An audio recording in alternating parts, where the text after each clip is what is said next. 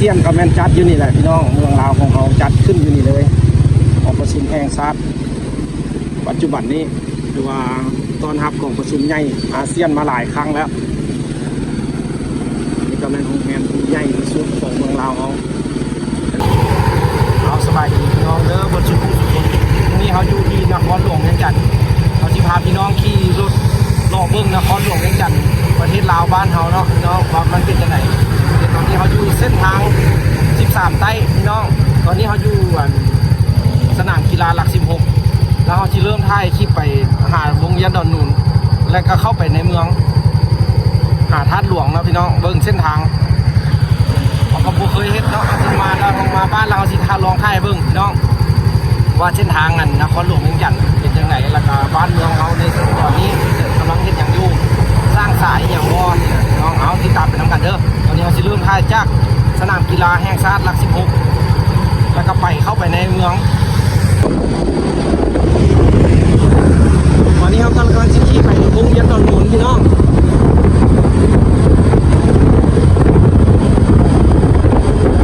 อันนี้ก็เป็นเส้นทาง13ไทยพี่น้องเส้นทางเลข13ไทย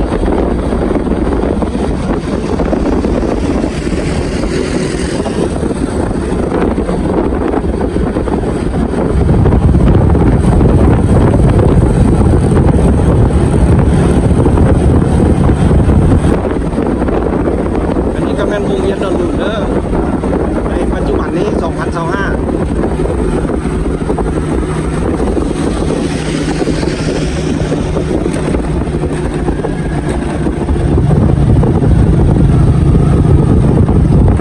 นี่ครับพี่น้องอันนี้ก็เป็นวงเวียนดอนนูนนี่นะ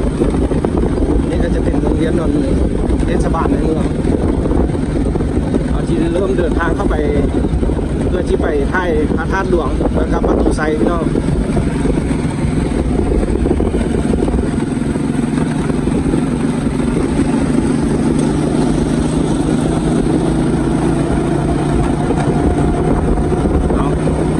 ทางหน้านะก็จะเป็นสะพานรถไฟข้ามทางพี่น้องอยู่ดอนเด้อนี่เป็นนครหลวงจัดบ้านของเราในปัจจุบันนี้เส้นทางก็ยังอยู่นอกพี่น้องเส้นทางก็ยังดียังไปมาสะดวกการรถกระบะติดพี่น้องแล้วดูฝนอะไรพี่น้องแล้วก็แบบ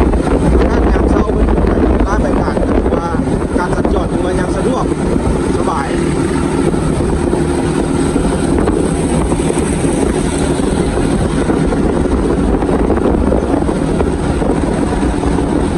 ไปแต่ละระยะให้พี่น้องเบิ่งเด้ออันนี้มันเริ่มจากการวงเวียนดอนนูนนะเข้าไปในเวียงพี่น้องเอาต่อไปอีกเด้อเอาที่ท้ายเบิ่งที่ตามไปแต่ละบอนจะมีผู้อยู่ไก่มันอยู่ต่างประเทศเพราะมันจะเห็นบ้านเราที่มันที่ตามซองเขาอยู่อันนี้ก็เป็นบ้านของเราในปัจจุบันนี้มันรถล้างห่างหน้าพันหลายพี่น้องบ้านเขาก็เลยมาใช้ตั้งแต่รถเก๋งหลายพี่น้องรถเก๋งแล้วก็โตโยต้าเป็นกระบะนักยากอยู่รัสเซียพี่น้องรัสเซียมันจะใช้แต่แบบเก๋งอย่างเดียวเลยเป็นรถตู้ติดตามไปเด้อตอนนี้ก็รถแถวนี้ก็ถือว่าแน่นน้องเอาเข้ามาในเมืองแล้วรถก็เรียกหลายเนี่ย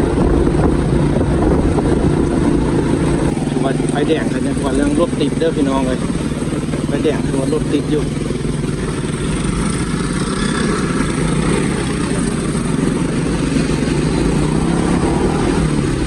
เข้าในเมืองกันถือว่ารถหลายนะนี่ก็จะเปลี่ยนแบบไฟแดงลูกๆพี่น้องซี่แยกไฟแดงลูกๆเด้อทางหน้านี่เด้อพี่น้องโอ้ถือว่ารถติดเนาะบ้านเขาก็ยังได้รถจักรก็จะได้ขึ้นทุกบ้านพี่น้องเพราะว่าบ้านเราคนกับผู้ย่างเนาะคนย่างกับผู้หลายจำเป็นได้ไปทางนี้บางคนคนฟ้าไปเยี่ยมคนก็ได้ขึ้นไปทางนั้นเนาะพี่น้องอันนี้ก็แม่นไฟแดงสี่แยกลงโดกอีกจุดหนึ่งของนครหลวงเวียงจันทร์ถือว่าการสัญจรยังมีรถติดหลายพี่น้อง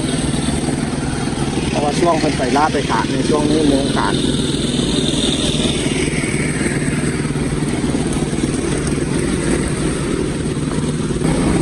นี่ก็แม่นไฟแดงสีแดงของโลกปัจจุบันนี้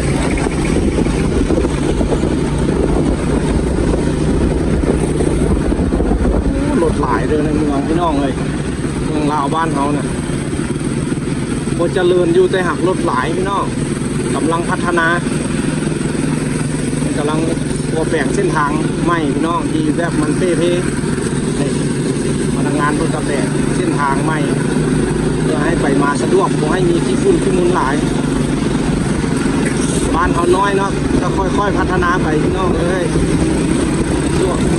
ช่วยกันพร้อมแรงพร้อมใจกันประชาชนก็ช่วยกันภาครัฐเพิ่นก็เอาใจใส่เนาะพี่น้องเนาะเพิ่นก็คอยแก้ไขบางบ่อนบางที่มันยังยุ่งยากมันก็ค่อยๆแก้ไปเนาะที่บ่อนไหนยังบ่ทันท่วงทันก็อย่าเฝ้าใจร้อนเนาะพี่น้องเนาะเพราะว่ามันก็ค่อยเฮ็ดไปเนาะยากง่ายมันก็ค่อยๆเฮ็ดบางทีเฮ็ดบ้านเดียวมันก็บ่ได้แต่น้อยก็ฮอดโรงแรมที่สูงที่สุดในเมืองลาวเดี๋ยวเขาสิถ่ายให้เบิ่งโรงแรมราชวงศ์นครหลวงเวียงจันทน์เฮาบ้านเฮาสิเป็นอย่างนี้เฮาก็ฮักเนาะพี่น้องเนาะมันก็เป็นความสุขของบ้านเฮาเด้ออยู่ใส่กับพออยู่บ้านเฮาแหละพี่น้องเลยสุขใจสบายใจเด้ออยู่ลาวเด้ออยู่ต่างประเทศเพิ่นสิเจริญก็อยู่ยากแต่กับไปมาก็บ่ได้สิสบายใจที่บ้านเฮาได้นี่คือดินแดนลาวพี่น้องนครหลวงเวียงจันทน์ประเทศลาวปัจจุบัน 2025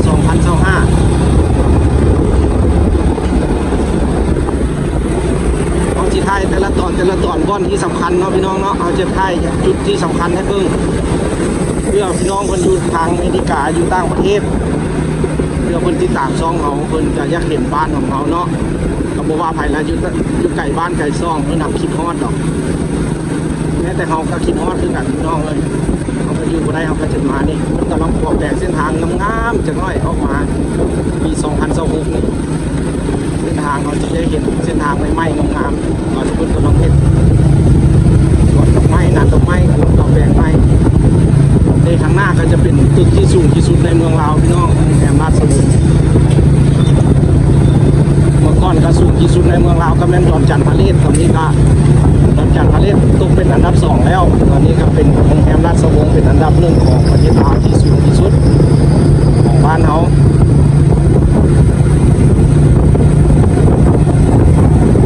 ใดที่หักบ้านเกิดกาฝากคอมเมนต์เป็นกำลังใจเด้อว่าบ้านของเขาเป็นแนวไหนบ้านของเขาน้อยแต่รถล้างหลายเด้อพี่น้องเลยต่างประเทศยังไม่เห็นหลายกว่านี้ไหน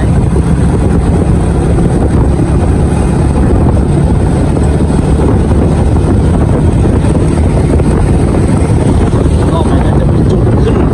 รถเมล์จุดที่รถเมล์มันก็สะดวกสบายเลยน้อยน้องเลยขึ้นรถเมล์ตามคิววันนครหลวงจันทร์ต่อไปจะพุ่งมีรถตู้ด้วนหรือว่ารถโดยสารแล่นมาแล้วที่แต่รถเมล์ส่งขอให้มันการสัญจรสะดวกสบายไม่ให้รถติดขัดข้างหน้านั้นก็จะแม่นแล้วพี่น้องเลยโรงแรมที่สูงที่สุดในลาวเดี๋ยวเขาไปฮอดสุดท้ายยิบเดินมอเด้อนี่ก็จะแม่นแบบหอพิพิธภัณฑ์แห่งชาติหลัก6พี่น้องข้างหน้านะก็จะเป็นหอพิพิธภัณฑ์ประธานไก่สอนภูมิหารผู้นำที่แสนเคารพรักของคนลาวเอาเพิ่นจะมาประชิดที่ฐานอยู่นี่เนาะพี่น้องเนี่ยเริ่มวัดมันก็ยืนเลยอยู่อันนี้ก็จะเป็นโรงแรมที่สูงที่สุดของเมืองลาว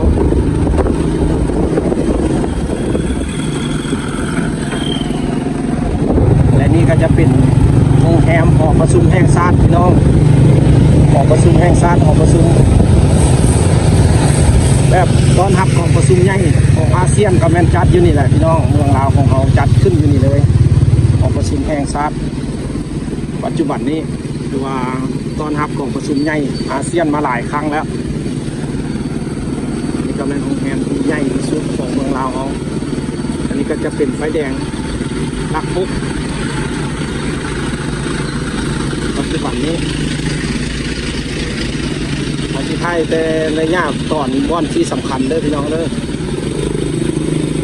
บ้านเราก็ยังปฏิบัติกฎระเบียบจราจรพี่น้องรถจักรทุกคนก็ใส่หมวกกันน็อกเบิดค่อยเข่งคัดไปนะน้องพี่น้องเลยบ้านเราก็ได้